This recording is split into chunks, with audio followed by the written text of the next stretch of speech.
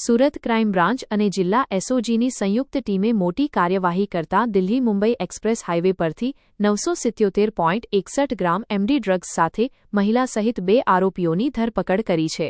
બંને આરોપીઓની પૂછપરછ દરમિયાન આંતરરાષ્ટ્રીય ડ્રગ્સ નેટવર્કનો પર્દાફાશ થવાની શક્યતા સામે આવી છે. તપાસ દરમિયાન આ નેટવર્ક સાથે સંકળાયેલા મોટા માથાઓના નામો પણ સામે આવે તેવી શક્યતા છે. પોલીસ દ્વારા બંને આરોપીઓની સઘન પૂછપરછ હાથ ધરવામાં આવી છે અને ડ્રગ્સનો જથ્થો ક્યાંથી લાવવામાં આવ્યો હતો તેમજ કોને સપ્લાય કરવાનો હતો તે દિશામાં વધુ તપાસ ચાલી રહી છે. HX24 ન્યૂઝ ગુજરાતી સાથે નૈતિક રેશમવાલા, સુરત. સુરત શહેર ક્રાઇમ બ્રાન્ચને ઇન્ટરસ્ટેટ ડ્રગ રેકેટ પકડવામાં ખૂબ મોટી સફળતા મળી છે. રાજ્યના નાયબ મુખ્યમંત્રી હર્ષ સંઘવી સાહેબ, ડીજીપી મલિક સાહેબની જે આખી એક પોલિસી છે ઝીરો ટોલરન્સ ટુવર્ડ ડ્રગ્સની બદીને નાબૂદ કરવા માટે ગુજરાત પોલીસ કટિબદ્ધ છે અને એ અનુસંધાને no drugs in Surat city એની થીમ ઉપર જે સુરત શહેર છેલ્લા 2 વર્ષથી સુરત શહેર પોલીસ કામ કરી રહી છે એમાં એક ખૂબ મોટી સફળતા સુરત શહેર ક્રાઇમ બ્રાન્ચને મળી છે.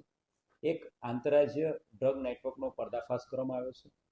ક્રાઇમ બ્રાન્ચ ડીસીપી રોજિયા સાહેબ, એસીપી મોદી અને અમારા પોલીસ ઇન્સ્પેક્ટરોની આખી ટીમ છેલ્લા ઘણા સમયથી આ નેટવર્ક પાછળ મહેનત કરી રહી હતી અને એક ચોક્કસ હકીકત આધારે વડોદરાથી મુંબઈ તરફ જતો એમડી ડ્રગ, મેફેડ્રોન ડ્રગનો જથ્થો 1 કિલોથી વધુ જથ્થો એક કારમાં એ એક્સપ્રેસ હાઈવે પરથી પસાર થઈ રહ્યો છે એની માહિતી મળતા સુરત શહેરની ક્રાઇમ બ્રાન્ચે સુરત એસપી રાજેશ ગઢિયા અને એમની જે ટીમ છે એસઓજીની ટીમ એ અમારી મદદમાં આવેલી હતી અને એક સંયુક્ત ઓપરેશનમાં સુરત શહેર ક્રાઇમ બ્રાન્ચ અને સુરત ગ્રામ્ય એસઓજીએ આ 2 આરોપીઓને 900થી વધુ ગ્રામ, ટોટલ 977 ગ્રામ મેફેડ્રોન જેની કિંમત 30 લાખ રૂપિયા જેટલી છે એ પકડી પાડવામાં મોટી સફળતા મળી છે.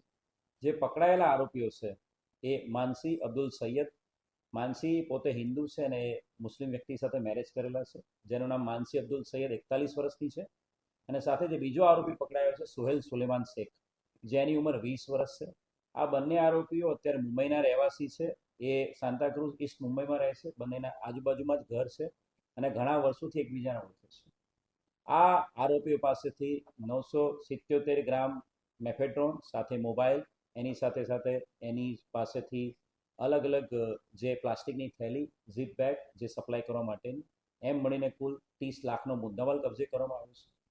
પ્રાથમિક જે પૂછપરછ કરવામાં આવી છે માનસી અને સોહેલની, એમાંથી એ ખબર પડે છે કે ભાઈ વડોદરા રેલવે સ્ટેશન પર કોઈ એક મહિલા એમને આ ડ્રગનો જથ્થો આપ્યો હતો. એ લોકો મુંબઈથી બાય કાર, ભાડાની કાર સાથે એ લોકો મુંબઈથી નીકળ્યા હતા. વડોદરા એક મહિલા પાસેથી એમણે આ ડ્રગનો જથ્થો, રેલવે સ્ટેશન પાસે એક મહિલા પાસેથી આ ડ્રગનો જથ્થો લીધો હતો અને આ ડ્રગનો જથ્થો એ મુંબઈ લઈ જઈને એ પોતે અલગ અલગ વ્યક્તિઓને સપ્લાય કરતા હતા, ડ્રગ પેડલર તરીકે કામ કરે. જે ઇન્ટ્રોગેશનમાં જે ખબર પડે છે એ પ્રમાણે માનસી અબ્દુલ સૈયદ એ 2015થી પોતે પણ એમડીનું સેવન કરે છે, ડ્રગ્સનું સેવન કરે છે અને ડ્રગ એડિક્ટ છે અને ઘણા લાંબા સમયથી ડ્રગ્સના આ સપ્લાયના અને પેલ્ડરના અને બિઝનેસમાં સંકળાયેલી છે. આની પહેલાં પણ ઇન્દોર ક્રાઇમ બ્રાન્ચ છે અને 2021માં 100 ગ્રામ એમડીના ડ્રગ્સ સાથે પકડેલી છે. ઇન્દોર ક્રાઇમ બ્રાન્ચ પોલીસ સ્ટેશનના 29/2021ના ગુનામાં એ 4 વર્ષ જેટલું જેલમાં રહેલી છે અને 4 વર્ષ એ જેલમાં સજા કાપ્યા બાદ એ બેલ આઉટ થયેલી હતી. એની જે પૂછપરછ કરી ત્યારે જે ઇન્દોરમાં એ જે 100 ગ્રામ એમડીના જથ્થામાં પકડાયેલી હતી 2021માં, ત્યારે એવું ખબર પડે છે કે મધ્યપ્રદેશના અલગ અલગ જિલ્લાઓમાં એ પાર્ટીઝમાં આ ડ્રગ સપ્લાય કરતી હતી અને 2-3 વર્ષ સુધી મધ્યપ્રદેશમાં એક્ટિવ હતી અને ઇન્દોરમાં 31 ડિસેમ્બરની પાર્ટીમાં સપ્લાય કરવાના ઈરાદે એ નાના નાના બાળકોના ડાયપરમાં આ ડ્રગ સપ્લાય કરવાનું કામ કરતી. ત્યારે એની ધરપકડ 2021માં ડિસેમ્બર મહિનામાં થયેલી હતી. એટલે ઇન્દોરના અલગ અલગ જિલ્લાઓમાં 2 થી 3 વર્ષ સુધી ડ્રગનું જે નેટવર્ક હતું એનો પર્દાફાશ એને પકડવાથી થયો હતો અને ઘણા સમયથી એની પર વોચ ક્રાઇમ બ્રાન્ચની હતી. માનસીની પૂછપરછ કરતાં એવું ખબર પડે છે કે પોતે પહેલાં મલેશિયન એરલાઇન્સમાં એર હોસ્ટેસ તરીકે પણ કામ કરી ચૂકેલી છે અને પહેલાં એ અલગ અલગ કન્ટ્રીઝમાં પણ અલગ અલગ 7 થી 8 કન્ટ્રીઝમાં પણ એ જઈ આવેલી છે. એટલે સાતીર અપરાધી છે. છેલ્લા 10 વર્ષથી ડ્રગ્સના નેટવર્કમાં જોડાયેલી છે અને જેલની સજા પણ કાપી ચૂકેલી છે. એક ખૂબ મોટી સફળતા આ બે આરોપીઓ માનસી અબ્દુલ સૈયદ અને સોહેલ સોલેમાન શેખને પકડીને આંતરરાજ્ય ડ્રગના નેટવર્કને તોડી પાડવામાં સુરત સહાયક ક્રાઇમ બ્રાન્ચને મળી છે. સોહેલ જે છે એ 20 વર્ષનો જ છે. એ ઘણા સમયથી જે માનસી અબ્દુલ સૈયદ છે એના ઘરની બાજુમાં જ રહે છે. એની પ્રાથમિક પૂછપરછમાં એનો મોટાભાગનો ઉછેર છે માનસી અને એના ફાધર દ્વારા કરવામાં આવ્યો છે અને એ માનસીને મોટાભાગના કિસ્સામાં એને સપોર્ટ કરતો હોય, એની સાથે રહેતો હોય છે અને અત્યાર સુધીમાં પૂછપરછમાં એનો અન્ય કોઈ ગુનાહિત ઇતિહાસ મળી આવેલ નથી.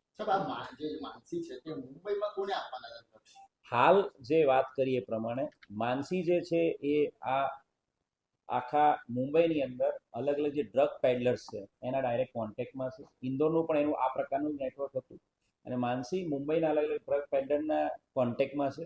એક સાથે 977 ગ્રામ જેટલો જથ્થો જે મળ્યો છે એમાંથી પછી 5 ગ્રામ 10 ગ્રામ એ રીતે પડીકી બનાવીને અલગ અલગ ડ્રગ પેડલર જે ડિમાન્ડ થાય એ પ્રમાણે એ લોકોને વહેંચવાનો આ લોકોનો પ્લાનિંગ હતો, પરંતુ એ પ્લાનિંગ આખું અનસક્સેસફુલ રહ્યું કેમ કે સુરત ક્રાઇમ બ્રાન્ચ એમને પકડી પાડી.